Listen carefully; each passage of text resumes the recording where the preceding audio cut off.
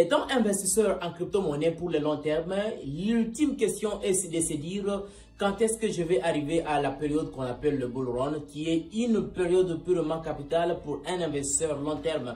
Et il y a toujours eu des occupations qu'il faudra toujours se poser la question avant d'atteindre le bull run. Bien que tu as eu à investir intelligemment, tu as choisi tes projets pour investir dans les calculs de se dire long terme. Comment est-ce que le bull run se comporte?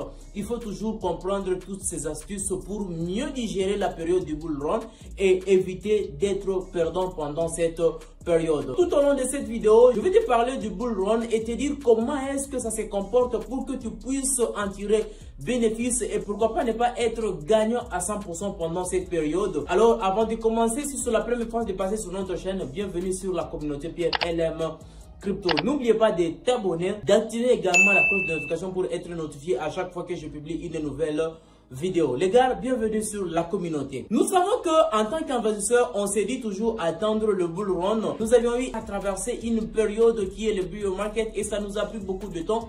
Bien que pour le moment, nous sommes en train de vivre une certaine correction du marché. Voyant par exemple le Bitcoin toucher une affaire de 39 000, c'est quelque chose qui est vraiment à applaudir. Et c'est quelque chose qui nous prépare vers la période que nous appelons le bull run. Donc c'est pour dire que nous sommes dans des périodes de pré-bull. Mais même si nous sommes en train de nous dire que nous sommes pendant la période de pré-bull et nous avions eu à investir intelligemment, il y a toujours eu des préoccupations qu'il faudra toujours mettre en tête par rapport au projet que tu as eu à investir, bien évidemment, avant. Pendant la période du bull run, ce n'est pas pour dire que tu peux investir aujourd'hui et demain tu regardes le cours s'est multiplié directement à x10, à x100. Ce n'est pas quelque chose qui se répercute ainsi et ça ne se fait pas comme ça dans le marché crypto. Mais imaginons que si tu as eu à investir dans la crypto-monnaie, la chose ultime est de savoir que pour savoir qu'il y a bull run, qu'il y a eu une hausse du marché de la crypto-monnaie, il y a toujours eu des critères de dump ainsi que de pump. Donc, ce qui veut dire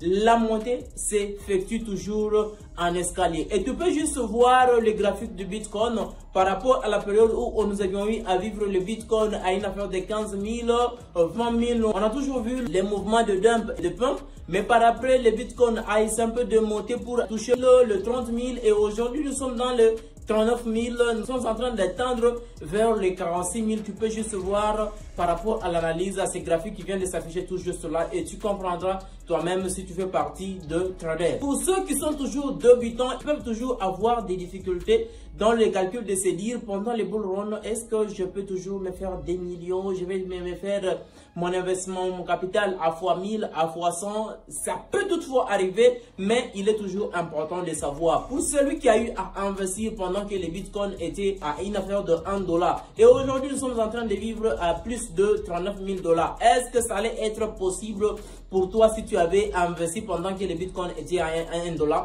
Est-ce que tu allais supporter pour arriver à cette période ici? C'est quelque chose que tu dois te poser toujours et savoir est-ce que toi, par rapport à ton émotion, qu'est-ce que tu allais faire? Et c'est de la même façon avec le bull run qui est en train de se préparer, le bull run prochain, ça sera toujours de la même façon vu ce que tu as eu à investir. Si pendant cette période de bull run, il y a des réalités pareilles, comment est-ce que tu vas te comporter par rapport à tes gains que tu auras réalisés pendant cette période-là? Par rapport à tes cryptos que tu as eu à investir, si par exemple tu trouvais dans ton portefeuille une crypto X a eu à réaliser 1 x10, 1 x100, je ne sais quoi, comment est-ce que tu vas te comporter? C'est toujours ainsi qu'il faut toujours se poser pendant la période du bull run. Comment est-ce que ça sera? Comment est-ce que le bull run se comporte?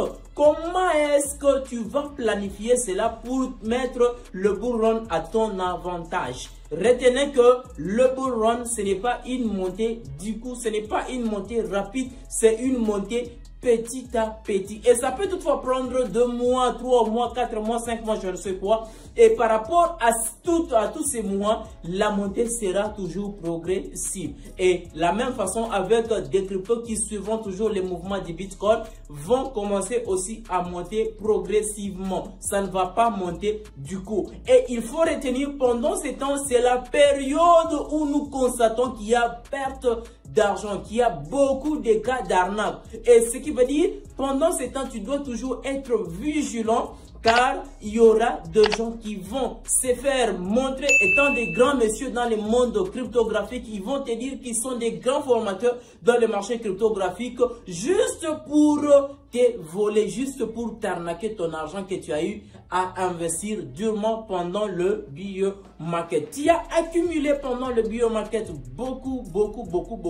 Et pendant le bull run, tu dois récolter. Et comme tu dois récolter, tu dois toujours être vigilant pendant ce temps, car c'est la période où nous constatons beaucoup de cas d'arnaque. Et j'imagine que tu as déjà constaté. Si tu es dans le groupe WhatsApp, tu comprends de quoi il s'agit, car j'ai toujours dit dans le groupe, pendant ce temps, il y a toujours des problèmes d'arnaque. Ce n'est pas pour rien. Et sachez que pendant ces temps de bull run, l'idéal est aussi de préparer ce que nous appelons un moon bug. Pourquoi? Pendant ces temps, il peut toutefois y avoir aussi d'autres opportunités que tu pourrais toujours mettre à ton avantage.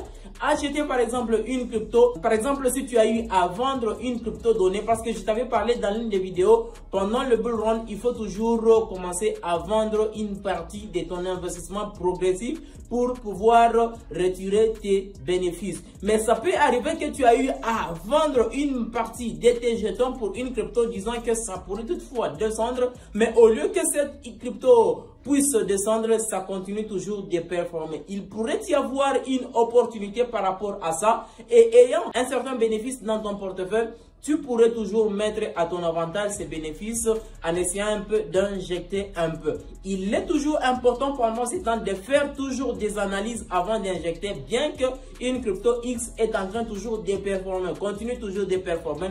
Fais tes analyses, essaie un peu de mettre quelques indicateurs de trading pour te permettre à détecter si la crypto aura à continuer sa performance ou bien ça ne sera pas le cas. Ce que moi je pourrais dire, il est toujours important pendant ce temps de vous concentrer par rapport à vos objectifs que vous aviez mis en place dès le départ. Je vous ai toujours dit, quand vous investissez une crypto-monnaie, il faut toujours avoir un objectif.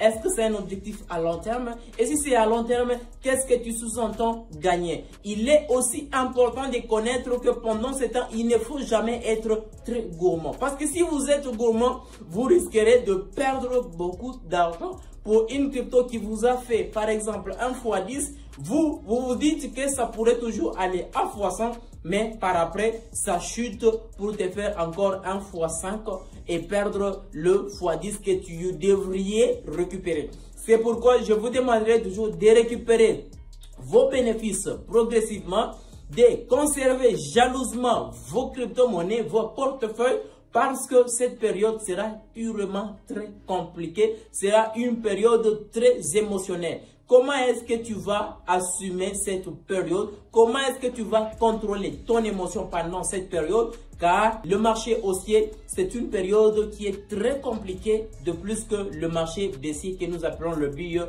market. La manière dont tu as eu à supporter, à contrôler le bear market, ça ne sera pas la même façon que tu auras à supporter et à contrôler le bull run. Mais essaie un peu de mettre en place quelques objectifs dès le départ pour voir ce que ça va te donner avec le temps. J'espère que tu as compris le contenu de cette vidéo. Si tu as des questions, n'oublie pas de me contacter, de me poser. Il n'y a pas de problème, je suis toujours là. Laisse-moi les commentaires, je vais toujours te répondre. Et si tu veux aussi nous rejoindre dans les groupes WhatsApp où nous parlons aussi d'autres choses, n'hésite pas de nous rejoindre. Tu trouveras toujours les liens dans la description de la vidéo. Les gars, on se retrouve prochainement pour une prochaine vidéo et prépare correctement le bull run prochain.